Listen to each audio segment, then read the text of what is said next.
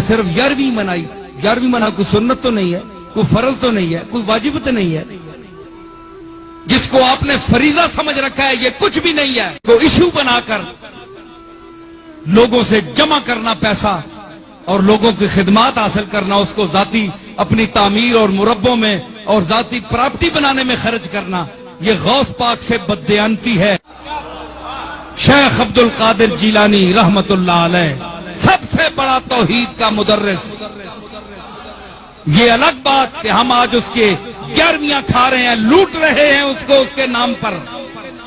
ہم نے اس کی تعلیم چھوڑ دی, چاہے کوئی پیر ہو, چاہے کوئی مولوی ہو, اللہ کا نام چھوڑ دیا ہم نے.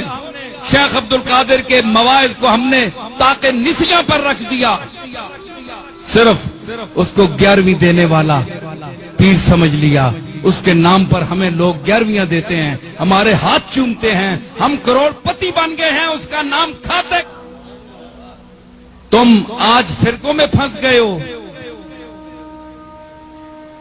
اچھے اعتقاد کے اعتبار سے تو بریلوی, لیکن بعض اس قسم کے لوگ کہ اس میں اتنا غلو انہوں نے کیا کہ انہوں نے حفظ مراتب کا لحاظ بھی چھوڑ دیا, اللہ اور بندے کے درمیان بھی فرق ختم کر دیا.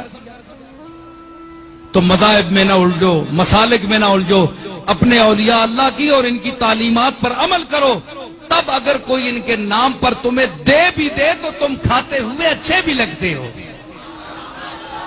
کوئی کام بھی تو تم نے کیا ہے, ہٹے کٹے کام بھی کچھ بھی نہیں, نہ محنت نہ مزدوری, کھانے رہو چوری, تو ساکیوے مجبوری. اگر آج کے پیر, آج کے مشائخ ان اکابر کی تعلیمات کا درس دینا شروع کر دیں تو ان کے خیال کے مطابق ان کی یہ چلتی ہوئی دکانداری بند ہو جائے. اس لیے پیران پیر کا درس نہیں دیتے, اپنی درگاہوں میں مولویوں سے اور درس دلواتے ہیں اور باتیں. میں نے بڑی درگاہیں دیکھی ہیں, اپنی درگاہ بھی ہے ہمارے, بہت ساری دیکھی ہیں, کوئی کام کی بات نہیں ہوتی. ایسی باتیں جس سے کھچ کھچ کے لوگ بس صاحب مزار اور جو موجودہ پیر صاحبان ہیں ان کے ساتھ نتھی ہوتے جائیں, بس ان سے چمٹتے جاؤ, ان کو پیسے دیتے جاؤ. بھائی کیوں دیتے جائیں؟ انہوں نے کیا کیا ہے؟ ان کی خدمت کیا ہے؟ ان کی باپ دادا کی خدمت ہے, ان کی کیا ہے ذاتی خدمت کیا ہے؟ ہمارا کوئی پیسہ حرام کا ہے پہ ان کو دیتے جائیں؟ سمجھ آئی؟ تو کم از کم سوچو, دینے والے بھی سوچیں کہ ہم کن کو دے رہے ہیں اور کیا یہاں ہو رہا ہے. کیا کوئی غوث پاک کی تعلیم عام کی جا رہی ہے یا صرف 11ویں منائی؟ 11ویں منانا کوئی سنت تو نہیں ہے, کوئی فرض تو نہیں ہے, کوئی واجب تو نہیں ہے.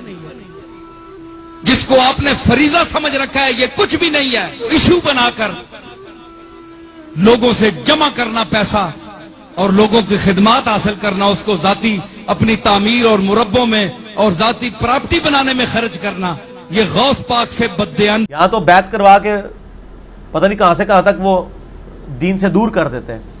اس پہ میں اپنی کوئی بات نہیں کرتا. پیر نصیر الدین نصیر صاحب کی ایک کتاب ہے, پیری مریدی کی شرعی حیثیت.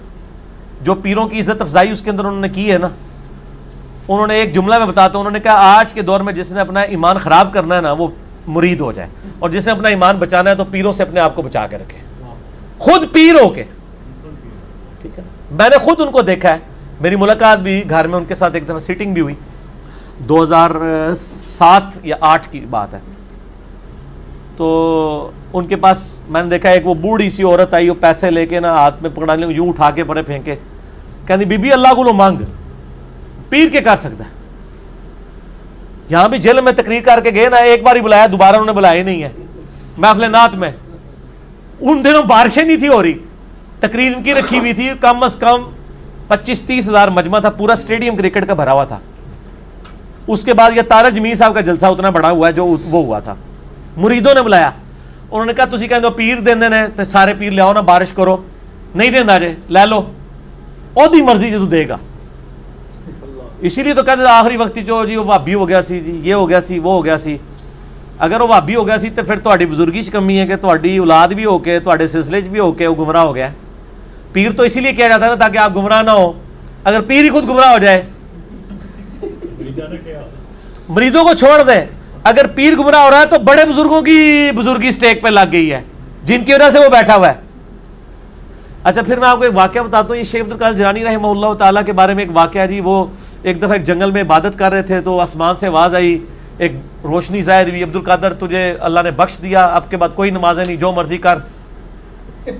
تو انہوں نے پڑھا لا حول ولا قوت الا باللہ, تو وہ شیطان تھا چیخ مار کے غائب ہو گیا. شیخ عبدالقادر جیلانی نے کہا کہ نمازیں تو نبی کو معاف نہیں تھیں, میری کیا حیثیت ہے.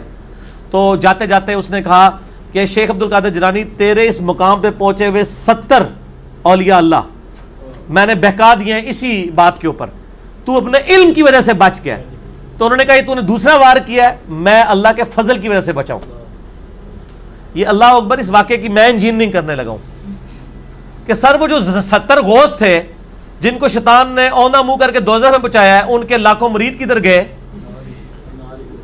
71 ایک ہی بچا جے, 70 نو تو شیطان لے گیا جے.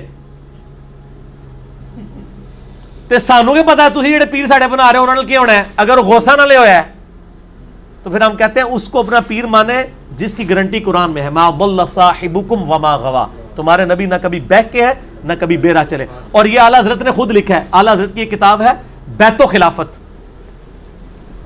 اوتے چند چڑھے ہے جڑا دیکھ رہے ہو جناب, چڑھ گیا چند. اچھا بیت و خلافت کتاب ہے اعلیٰ حضرت کی, وہ میں نے اس میں حوالہ دیا ہے.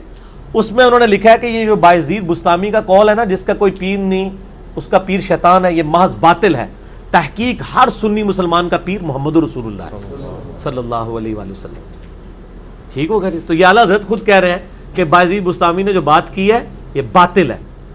جب ہم کرتے ہیں تو کہتے ہیں بزرگوں کی گستاخ ہے. تو ہم بزرگوں کی گستاخیاں بزرگوں کے اقوال کی روشنی میں ہی کر رہے ہوتے ہیں. میں اعلیٰ حضرت کے ساتھ ہوں کہ یہ باطل ہے اور یہ جھوٹ ہے. جو کلمہ پڑھ لے. پھر قرآن میں تو بیعت آئی ہے اللہ کی, سورہ توبہ میں آیا اللہ تعالیٰ نے مومنین کی جانیں اور مال جنت کے بدلے میں خرید لی ہیں, اس بیعت پر خوشیاں مناؤ. سر جب میری بیعت ہوئی ہوئی ہے اللہ سے اور اس کے رسول سے صلی اللہ علیہ وآلہ وسلم, تو میں چھوٹے بڑے موٹے پیر کیوں پڑھا جنہوں نے منو روٹی دے کے تو پالنا پہ جائے. میں پھر وہ اکثر بات کرتا ہوں نا کہ لوگوں نے گاڑیوں کے پیچھے لگایا ہوتا ہے نگاہ مرشد, حالانکہ وہ نگاہ مرشد نہیں ہوتی, وہ ھذا من فضل ربی ہوتا ہے.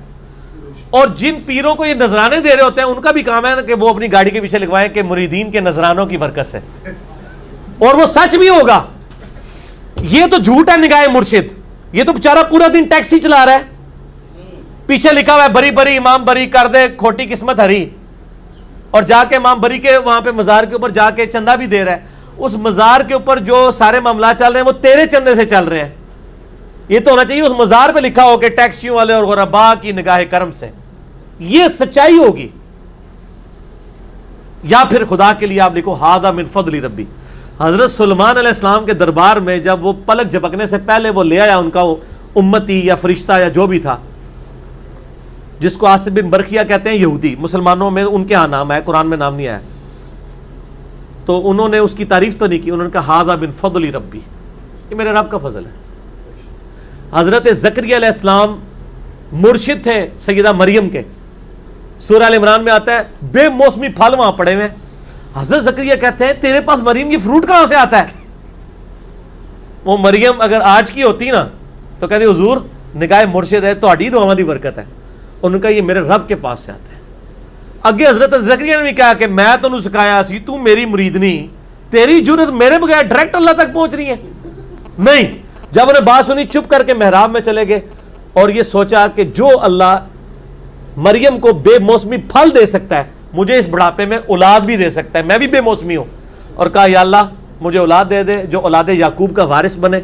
یہ خانقاہ ٹیمپل آف سلیمان, یہ جو خانقاہ ہے ہیکل سلیمانی, اس کا مجھے ایک گدی نشین چاہیے. یہ تہاڈے لیے گدی نشین نہیں, نبی جو توحید سکھائے, جو اولاد یعقوب کا وارث ہو بنی اسرائیل کا.